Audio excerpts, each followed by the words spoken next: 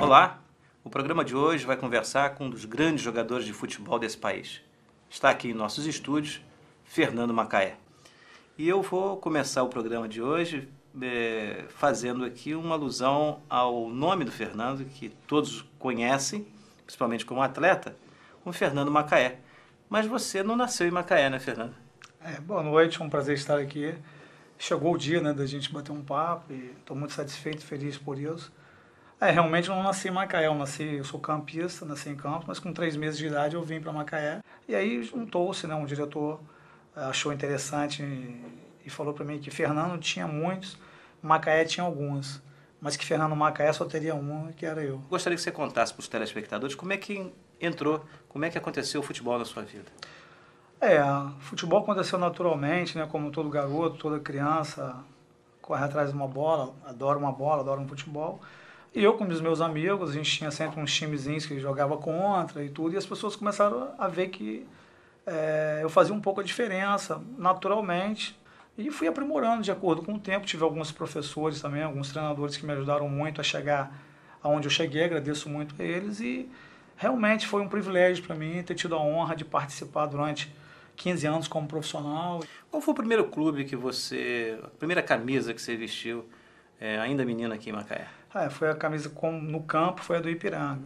Agora, quem descobriu o Fernando Macaé para os clubes do Rio de Janeiro? Qual foi a sua primeira incursão no Rio de Janeiro? Como é que aconteceu isso? Olha, eu era muito novo e tinha um senhor aqui chamado Mauro, que o filho dele fazia parte também dessa época minha, o Marcelo, e nós fomos treinando no Vasco. A gente treinou no Vasco, mas não foi muito tempo, foi mais uma pequena experiência, mas que valeu muito. Você tinha quantos anos? Eu tinha 12, 13 anos. Depois do Vasco eu passei pelo Flamengo.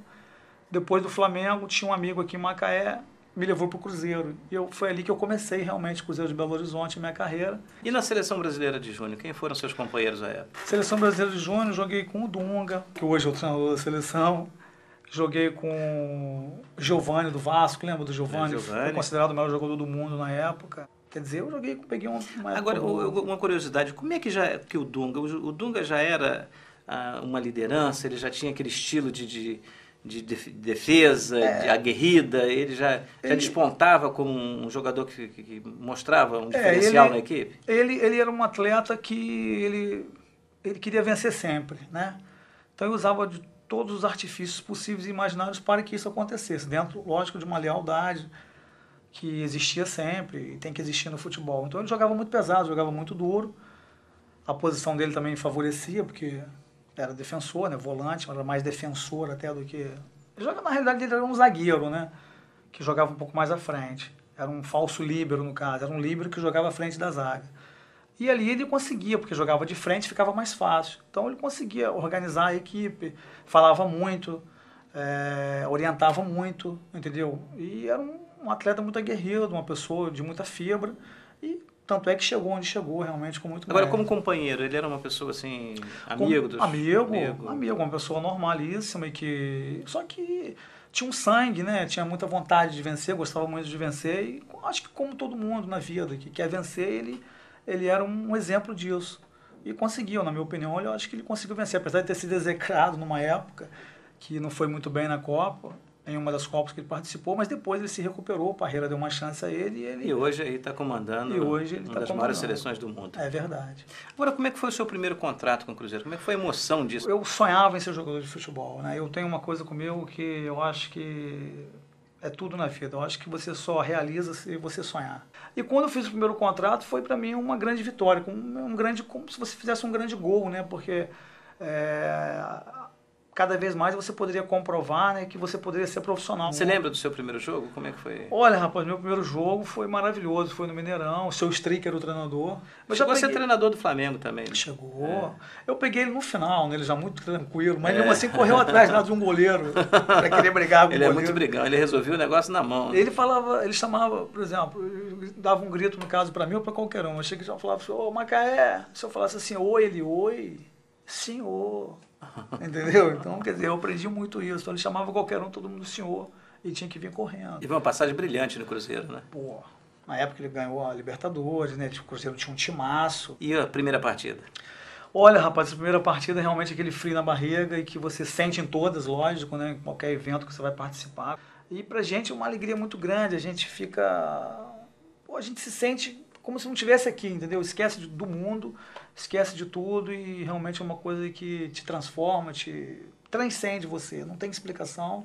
Agora, hoje nós, quando falamos em primeiro contrato, as cifras hoje são muito diferentes, mudaram, né? Como é que era naquela época um primeiro contrato? Eu acho que os jogadores, também com essa lei Pelé, eles foram muito beneficiados, porque antigamente não existia.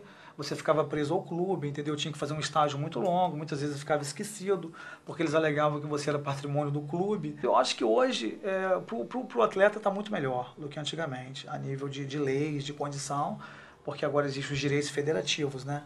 Antigamente era passe mesmo, isso acabou. Então facilita para qualquer atleta hoje sair. Fernando, você depois foi para o Bangu, né? E pegou o Bangu numa época também onde o Bangu era um timaço. E realmente tive a grata surpresa de encontrar grandes jogadores ali, como o Arthurzinho, o Mário, o Marinho, jogadores que poderiam jogar na seleção. Timaço, o Bangu tinha um timaço. Era realmente considerado o melhor time do Brasil na época, Verdade. Tanto é que chegou em várias finais, né? Você depois teve uma passagem pelo Flamengo, né? Chegou a ser anunciado como jogador do Flamengo. Exatamente. Aí fui pro Botafogo. Como é que foi esse episódio que as pessoas até hoje, muita gente não sabe o que aconteceu? Porque você um dia estava sendo comprado pelo Flamengo, depois você acabou amanhecendo lá no Botafogo. É verdade. Foi uma história um pouco complicada, porque foi muito rápido, eu tive que decidir e era seu clube de coração, né? Meu clube de coração, que era o Flamengo, as pessoas realmente, para eu explicar isso era difícil, porque eu tive um problema de joelho, tive que fazer uma raspagem no meu joelho, e na época que eu fui me transferir do Flamengo, eu estava me recuperando dessa contusão, e o Emil Pinheiro, que era o presidente do Botafogo na época, me fez uma proposta e falou que acreditava muito em mim, que não tinha problema de joelho, que sabia da minha situação, e me fez uma proposta realmente irrecusável. Eu expliquei isso aos dirigentes do Flamengo, com certeza eles não ficaram muito satisfeitos com isso, porque eles queriam me contratar, e eu expliquei a situação, e não perdi a oportunidade realmente, porque era muito mais vantajoso para mim. Aí fui para o Botafogo, fiquei um ano, depois me transferi para o futebol europeu, joguei um ano na Suíça, depois joguei 8 anos em Portugal. Agora depois você volta ao Brasil e jogou em qual clube? Terminou a minha passagem pelo Belenenses, né? Jogou em outros clubes de Portugal, né? Joguei em outros clubes, mas eu dei uma parada, vim para o Brasil, joguei no Bangu de novo, depois joguei em Curitiba. Jogou no Curitiba? No Curitiba, e joguei depois no Botafogo de Ribeirão Preto e voltei para Portugal, onde fiquei mais 4 anos, depois regressei, joguei no Americano de Campos, pouco tempo, Campeonato Carioca, e aí dei por encerrada a minha carreira, entendeu? Voltei para o Macaé, tive uma participação no Macaé Esporte durante um tempo, onde fomos campeões da 3ª divisão, depois participando da 2ª divisão, uma campanha muito boa, chegamos na final, e aí parei de jogar e comecei a mudar a minha vida, né? Agora, uma coisa muito importante e que eu quero aqui colocar é que você sempre esteve muito ligado a Macaé, né? Realmente retornei porque eu acho que aqui é minha terra, aqui as pessoas me tratam com muito carinho, eu tenho aprendido muito com esse pessoal, com esse povo, com essa terra que eu gosto demais, com os macaenses. Como é que é o jogador depois que para? Você para de jogar futebol? Aquelas coisas, como é que ficam a sua cara? Como é que é a cabeça do jogador depois que para? Eu vou tentar ser o mais assim, né, o mais claro possível. Vamos ver se eu consigo. O chão sai. Você não tem chão, você não sabe onde você fica, você não sabe o que você faz. Você acorda, lembra do treino, mas volta à realidade e lembra que não tem treino. Mas o tempo, ele é senhor de tudo. Aos poucos eu fui melhorando. Família também, a minha família foi fundamental, a minha esposa, meus filhos. E eu consegui ultrapassar essas dificuldades. Mas você pode estar certo que foi muito difícil, foi com muita luta, com muita dedicação. Foi por amor mesmo à minha vida e ao meu passado que eu hoje continuo lutando para ter coisas melhores, para ter dias melhores. Mas os sonhos não acabam. Mas os sonhos não acabam. E eu tenho certeza que você vai dar continuidade a isso. O Fernando tem um projeto muito interessante para lidar com jovens, aqueles que estão começando. E eu tenho certeza que você vai atingir também mais essa sua meta de contribuir, principalmente com os pequenininhos macaenses, aí, os pequeninos, né, que estão começando a pensar da forma que ele pensou, e um dia chegar a um grande clube, e chegar a uma seleção brasileira. E eu tenho certeza que esses seus sonhos vão se realizar pela sua competência e por tudo que você representou e representa para o futebol. Muito obrigado.